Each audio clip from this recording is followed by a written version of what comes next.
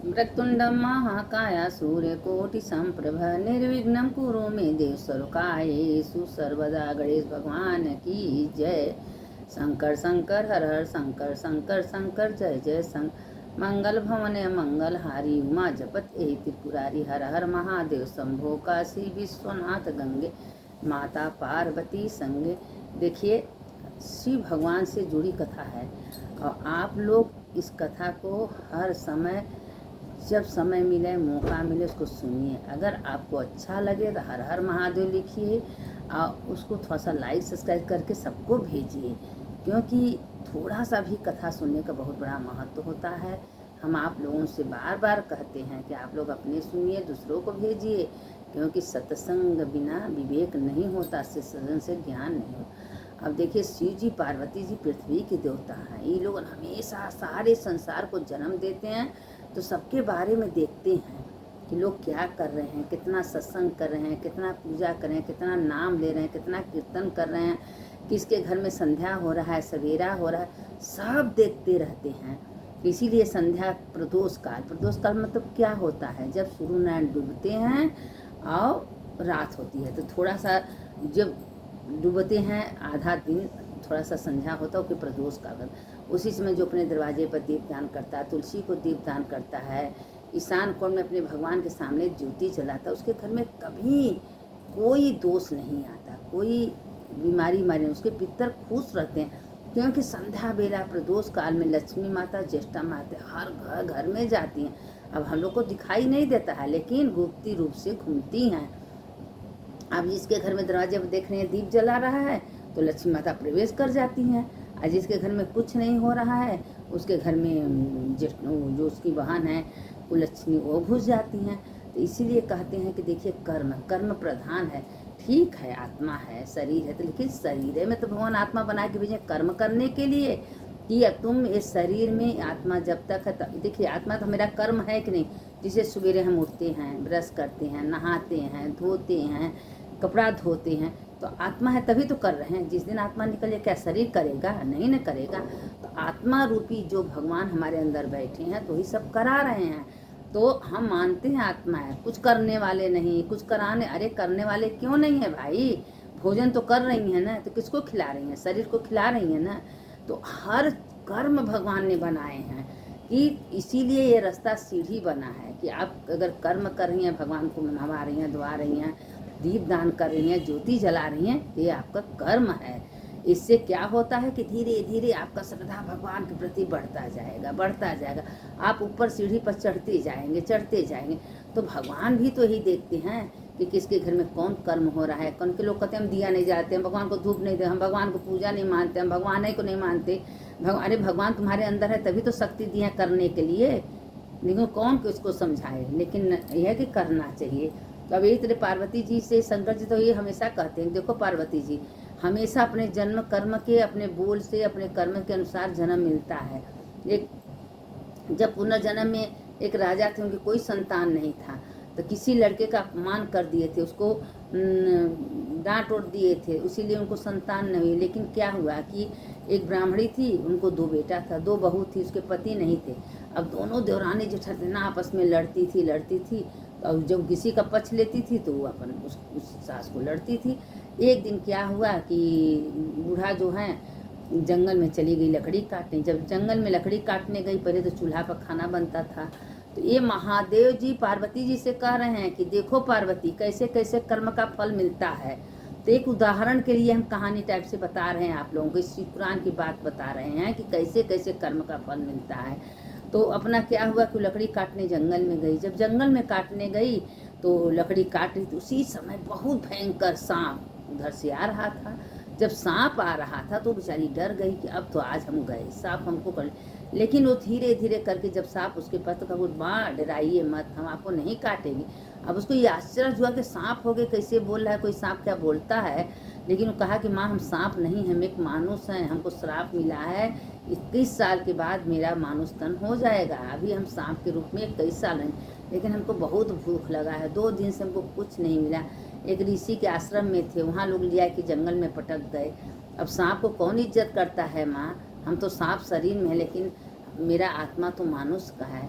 अब वो माता जी सोच के दुखी हुई, कहे जाने दो बेटा, हम कल आएंगे, तुमको थोड़ा सा दूध लेके आएंगे। अब गई घर में, दो दो पतोह थी, धीरे से गई घर में, दोनों पतोहन के भगोनिया से थोड़ा थोड़ा दूध निकाल लेती थी। ऐसे करते करते 2 दिन 4 दिन सांप को ले आके पिलाती थी, सांप उसी समय आता था। एक दिन क्या हुआ कि छोटी कही कि दीदी हम लोग का दूध कम क्यों हो जाता है? कहे हमारा भी कम हो जाता है। कहे हो न हो, माता जी निकाल के दूध पी जाती होंगी। तो कहें ठीक है, हम ध्यान देंगे। एक दिन क्या हुआ कि माता जी फिर दोनों में से दूध निकाल लेंगे, दूध निकाल के वो दोनों पीछा कर ली।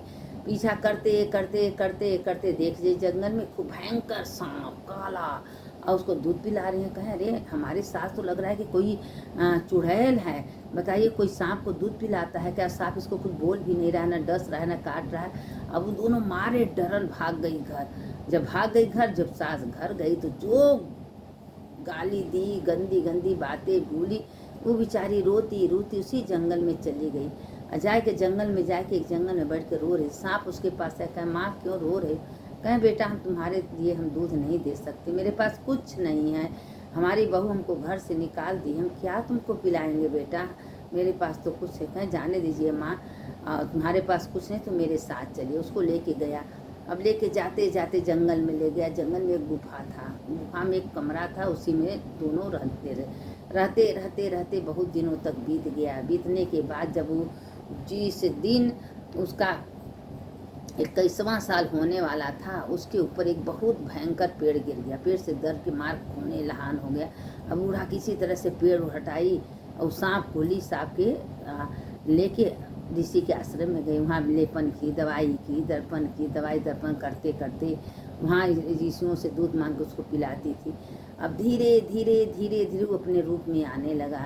और 21 साल के बाद इतना सुंदर वो राजकुमार तो था, राजा के लड़का था भाई, सांप के रूप में पैदा हुआ था।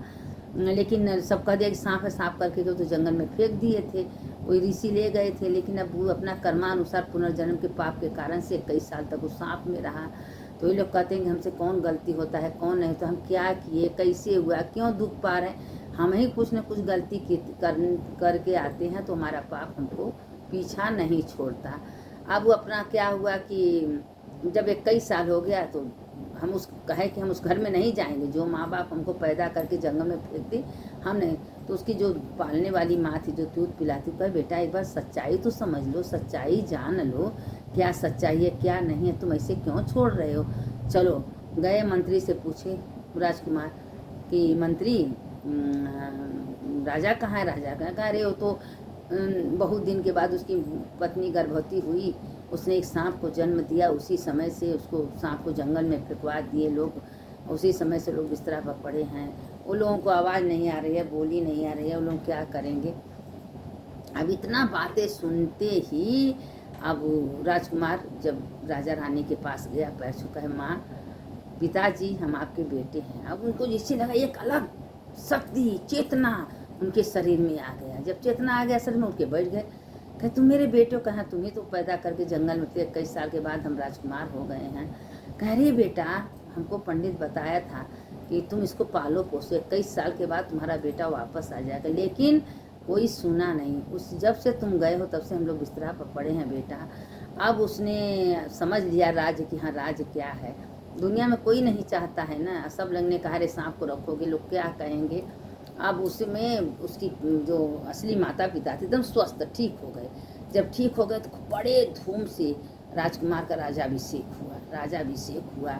तो कहें आप मेरे जन्म देने वाली माँ हो, ये मेरे पालने वाली माँ, दोनों माँ मेरे साथ रहेंगी। अब वो देखिए बूढ़ा शंकर जी के इतने भक्त थी कि बिना शंकर जी के पूजा करने से, बिना शंकर जी के जल चढ़ाने से पानी नहीं पीते। आज भोलेनाथ देखिए कितना दुख तो हुआ, दोनों बहुएं घर से निकाल दी, खाना पीना भी नहीं देती थी, जंगल में भटक भटक के रहती थी। फिर आश्रम में गई, आश्रम में जाने के बाद आज देखिए राजयोग उनको मिल गया। अब रानी मती राजमहल में आ गई। अब उनको रानी मती नौकर चाकर समय से नाश्ता खाना पीना। अब वो तो राजकुमार थे, राजकुमार के महल में तो मंदिर रहबे करता है महादेव का।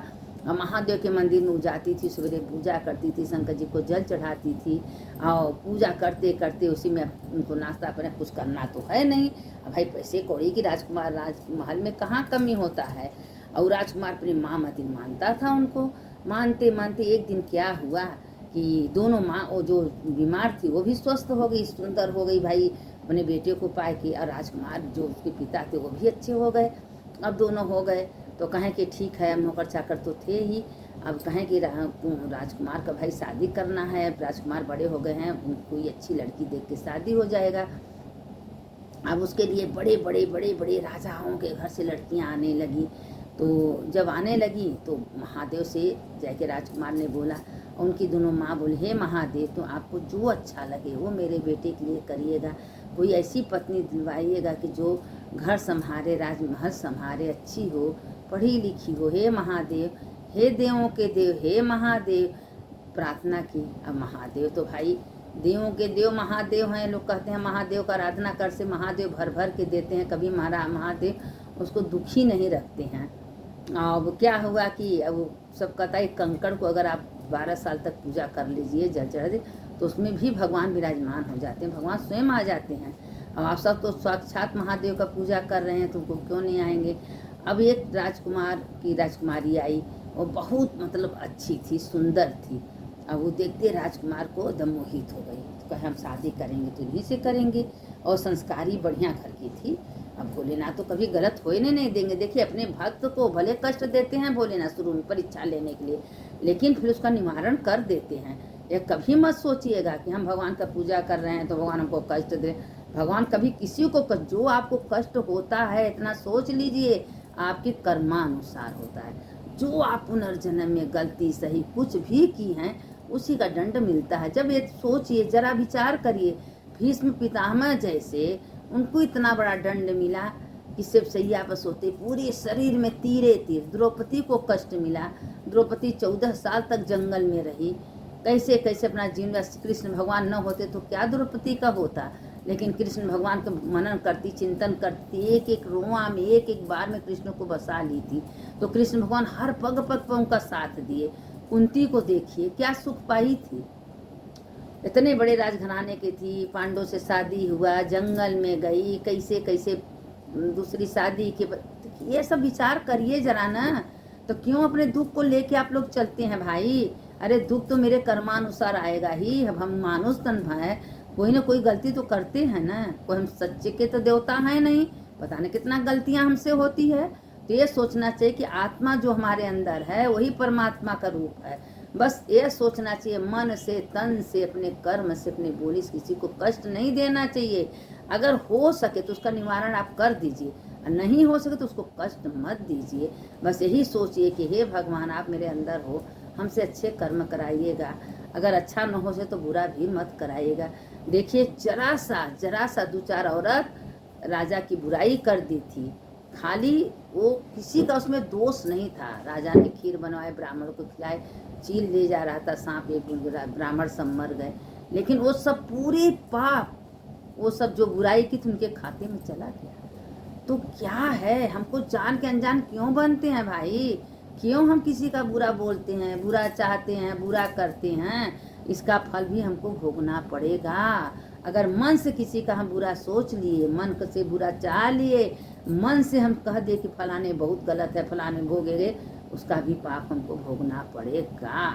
इसीलिए बार बार हम आप लोगों से चेतावनी दे रहे हैं, समझिए कि मन से भी पाप मत करिए। मन से भगवान को बैठाइए ना भाई, मन में बैठाइए भगवान को, हे भोलेनाथ आप तो करने वाले हो, आप कराने वाले हो, आप ही हमको ले चलते हो, आप ही चलाते हो। ये अंदर शरीर के आप बैठे हो तो ये शरीर चल रही है, डोल रही है, फिर रही है, जिस दिन आप निकल जाएंगे 100 हो जाएगा। ये शरीर का कोई वैल्यू नहीं, पंचमहाभूत में मिल जाएगा, मट्टी में मट्टी मिल जाएगा, क्योंकि मट्टी है, इसमें मट्टी रूपी पुतला भगवान बनाते हैं, उसमें जीवात्मा को डाल देते हैं। तो हमको जब इतना ज्ञान बुद्धि है उसके बावजूद हम क्यों किसी के बारे में भारी सोचें, क्यों किसी के बारे में बात करें। हमको किसी के बारे में बात नहीं करना, बात करना तो अपने भगवान से बात करिए, भगवान को बैठा लीजिए सामने, उनसे बातें करिए, आपका दुख सुख सब वो समझेंगे। और देखिए कैसे किस रूप में आपके पास आएंगे, दिन में नहीं आएंगे तो रात को आएंगे, रात को नहीं तो आएंगे जरूर, और आपसे बातें करेंगे, आपके सामने रहेंगे। आप उनको पैर पकड़ लीजिए, कभी मत छोड़िए। हे भगवान आप मेरे सब कुछ हो, मेरे माता हो, पिता हो, भाई हो, बंधु हो, सबको समझ लीजिए, उन्हीं की चिंतन में दिन रात उठिए बैठिए चलते फिरते, हे महादेव हे महादेव सब आप, क्योंकि देवों के देव महादेव हैं, विश्वनाथ, विश्वों के नाथ, उन्हीं में 33 कोटि देवी देवता विराजमान हैं। जो कुछ होता है देखिए, अपने धतूरा खाते हैं, भांग खाते हैं और जहर पीते हैं और सबको भर भर के देते हैं। तो महादेव मतीन कौन दुनिया में है? तो महादेव से आप बात करिए, उनका चिंतन करिए, उनके हृदय में बैठाइए।